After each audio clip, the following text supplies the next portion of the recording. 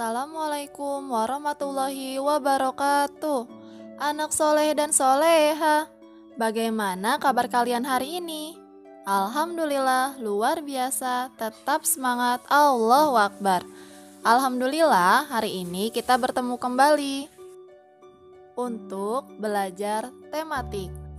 Sebelum pembelajaran dimulai, marilah kita berdoa terlebih dahulu, kemudian jangan lupa siapkan buku serta alat tulis kalian.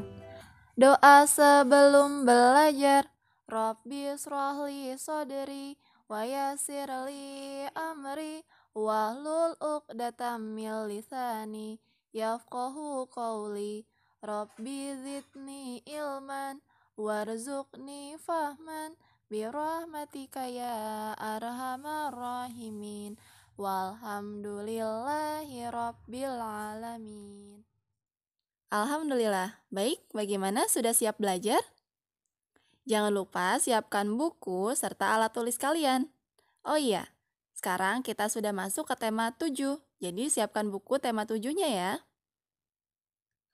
Tema 7 berjudul Benda, Hewan, dan Tanaman di Sekitarku. Kita masuk di pembelajaran subtema 1, benda hidup dan tak hidup di sekitarku. Tahukah kalian bahwa di sekitar kita terdapat benda hidup dan juga benda tak hidup? Sebelumnya, apakah kalian tahu apa yang disebut benda hidup? Benda hidup disebut juga makhluk hidup. Ya, makhluk hidup itu seperti contohnya manusia, hewan, dan juga tumbuhan. Makhluk hidup adalah organisme atau sesuatu yang memiliki ciri-ciri kehidupan. Di antara ciri-ciri kehidupan yaitu adalah bernafas, bergerak, berkembang biak, membutuhkan makanan, dan tumbuh besar.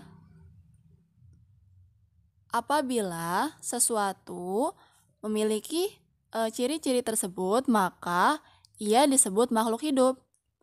Seperti manusia. Manusia kan bernafas, berkembang biak, bergerak, membutuhkan makanan, dan tumbuh besar. Maka manusia disebut makhluk hidup. Begitu juga dengan hewan dan tumbuhan. Bernafas adalah proses masuknya udara ke dalam tubuh kita. Udara dihirup melalui hidung, kemudian masuk ke paru-paru. Kemudian, berkembang biak adalah cara makhluk hidup untuk mempertahankan keturunannya. Kemudian, kalau bergerak, kita bisa lihat sendiri ya, contohnya manusia bisa berjalan, berlari, hewan pun begitu ya, bisa berjalan, berlari, dan tumbuhan juga bergerak loh, walaupun pergerakannya tidak seperti manusia dan hewan. Kemudian, membutuhkan makanan. Setiap makhluk hidup pasti membutuhkan makanan. Manusia makan ya, makanannya bisa tumbuhan dan juga hewan. Kemudian hewan juga makan ya. Dan begitu pun dengan tumbuhan, tumbuhan juga makan dan minum. Kemudian tumbuh besar. Tumbuh besar contohnya seperti manusia. Manusia itu dulu coba kalian ingat-ingat. Dulu itu kalian itu masih kecil, masih bayi. Kemudian perlahan-lahan kalian tumbuh menjadi anak-anak. Kemudian nanti kalian akan menjadi remaja dan menjadi dewasa. Semakin besar, tubuh kalian semakin tinggi. Nah, itulah ciri-ciri dari makhluk hidup. Jadi yang termasuk dalam makhluk hidup adalah manusia, hewan, dan tumbuhan ya. Nah, kemudian apa yang disebut dengan benda tak hidup? Benda tak hidup adalah sesuatu yang tidak memiliki ciri-ciri kehidupan. Jadi dia tidak bernafas, tidak bergerak, tidak berkembang biak, tidak tumbuh, dan tidak makan. Contohnya seperti apa? Banyak barang-barang atau benda-benda di sekitar kita. Coba perhatikan. Ada kursi, itu benda tidak hidup. Ada meja, dia juga tidak hidup. Kemudian ada boneka, boneka juga tidak hidup ya. kemudian mobil-mobilan, pajangan, lukisan, rumah, itu semua adalah benda tidak hidup. Nah, lalu kalau sepeda bagaimana? Apakah dia benda hidup atau benda tak hidup? Sepeda bergerak karena digerakkan oleh manusia. Dan sepeda ini bukan makhluk hidup karena walaupun dia bisa bergerak, digerakkan oleh manusia, tapi dia tidak bernafas, tidak makan, tidak tumbuh, dan tidak berkembang biak. Jadi dia bukanlah makhluk hidup. Seperti itu ya. Selanjutnya, kalian bisa coba mengerjakan tugas pada halaman 7. Caranya, mari berlatih mengelompokkan benda. Lihatlah gambar benda pada halaman sebelumnya. Kalian bisa lihat di halaman 5 ya. Tentukan kelompok benda hidup atau benda tak hidup. Gunting dan tempelkan pada kolom yang tepat. Contohnya ya, ada tiang bendera. Gambarnya kalian potong, tiang benderanya saja, tulisannya tidak perlu. Kemudian, kalian tempelkan apakah tiang bendera termasuk benda hidup atau benda tidak hidup ya. Ya, tiang bendera bukanlah, yaitu termasuk benda tak hidup. Jadi tempel nomor 1, tiang bendera, benda tak hidup. Kemudian ada juga Edo. Edo itu siapa ya? Edo itu adalah makhluk hidup karena dia adalah seorang manusia. Maka gunting gambar Edo, kemudian tempelkan di kolom benda hidup mulai dari kolom yang pertama. Seperti itu, kemudian kalian lanjutkan semuanya sampai gambarnya habis. Selanjutnya, coba perhatikan pada halaman 41. Kita berlatih kembali mengenai ciri-ciri benda hidup atau makhluk hidup. Gambar yang pertama, di sana ada kuda. Tulisannya, aku tahu kuda disebut benda hidup karena ... Kalian isi dengan kata-kata yang ada di kotak hijau di atasnya. Di sana ada kata berkembang biak, bergerak, membutuhkan makanan, dan tumbuh besar. Di sini gambar kuda sedang berlari, berarti kuda itu bergerak. Maka tulis kata bergerak di titik-titik di samping gambar kuda. Kemudian yang selanjutnya gambar burung. Nah, burung-burung di sini ciri-cirinya apa nih? Ada induknya dan juga ada anak-anaknya. Berarti dia berkembang biak ya. Maka tulis di sini, aku tahu burung disebut benda hidup karena berkembang biak. Selanjutnya dibalik halaman 42. Di sana ada gambar. Apa itu? Itu adalah hewan. Nah, hewan di sini dia dari kecil kemudian semakin besar. Nah, ini salah satu ciri-ciri dari makhluk hidup nih. Apa ya? Aku tahu kucing disebut benda hidup karena tumbuh besar. Dan yang terakhir ada gambar ulat sedang memakan daun. Aku tahu ulat disebut benda hidup karena membutuhkan makan. Baik, kalian tulis seperti itu ya. Selanjutnya, kita lanjutkan ke halaman 18.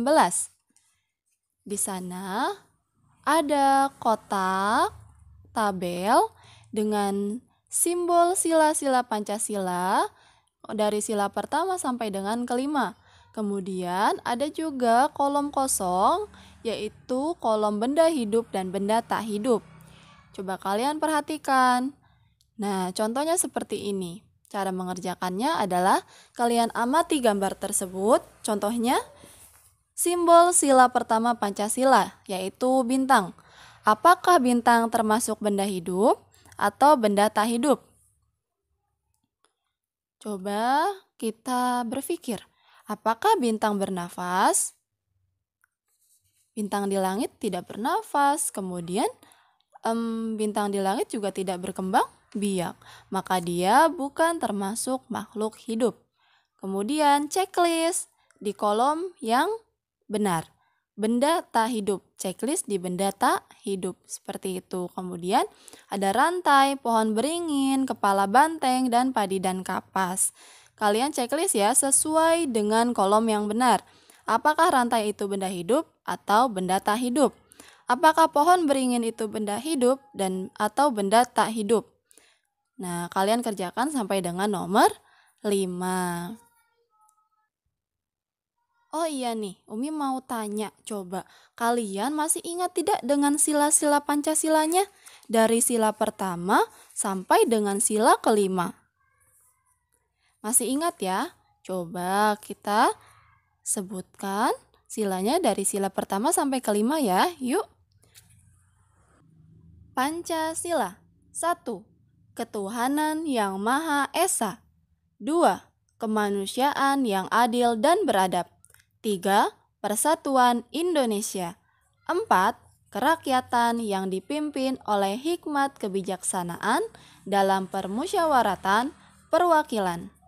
5. Keadilan sosial bagi seluruh rakyat Indonesia. Nah, itu dia adalah 5 sila dari Pancasila. Selanjutnya, untuk sila keempat cukup panjang ya, yaitu adalah kerakyatan yang dipimpin oleh hikmat kebijaksanaan dalam permusyawaratan perwakilan. Wah, cukup panjang ya untuk sila keempat. Nah, untuk sila keempat ini, simbolnya apa ya gambarnya? Ya, simbol dari sila keempat adalah kepala banteng. Dan agar kalian bisa berlatih sila dari Pancasila yang keempat, maka yuk kita coba susun kata-kata pada sila Pancasila yang keempat menjadi satu kalimat utuh. Boleh dibuka bukunya halaman 19. Nah, di halaman 19 ada kotak-kotak hijau di atas yang masih kosong. Kemudian ada kotak di bawahnya yang berisi tulisan. Kalian gunting setiap kotaknya satu persatu ya, yang di bawah yang ada tulisannya. Kemudian nanti kalian tempelkan ke kotak hijau yang ada di atasnya. Kalian susun sesuai dengan bunyi dari sila Pancasila yang keempat. Bagaimana kalau misalnya belum hafal? Nah, kalian bisa lihat nih di halaman 10. Di sana ada kalimat dari sila Pancasila yang keempat. Kerakyatan yang dipimpin oleh hikmat kebijaksanaan dalam permusyawaratan perwakilan. Kalian susun ya per kata, ditempel di setiap kotak yang ada di halaman 19. Baik. Alhamdulillah, wah seru banget ya hari ini kita belajarnya banyak menggunting dan menempel. Nah, materi yang telah kita pelajari hari ini tadi apa saja ya? Kita telah mengenal makhluk hidup dan juga ciri-ciri dari makhluk hidup. Kemudian apa lagi?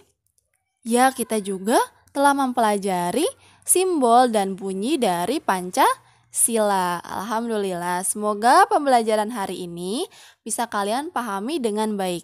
Kalau ada yang kalian ingin tanyakan, silahkan tanyakan kepada Umi ya. Umi cukupkan dulu pembelajaran untuk hari ini. Alhamdulillah, wassalamualaikum warahmatullahi wabarakatuh.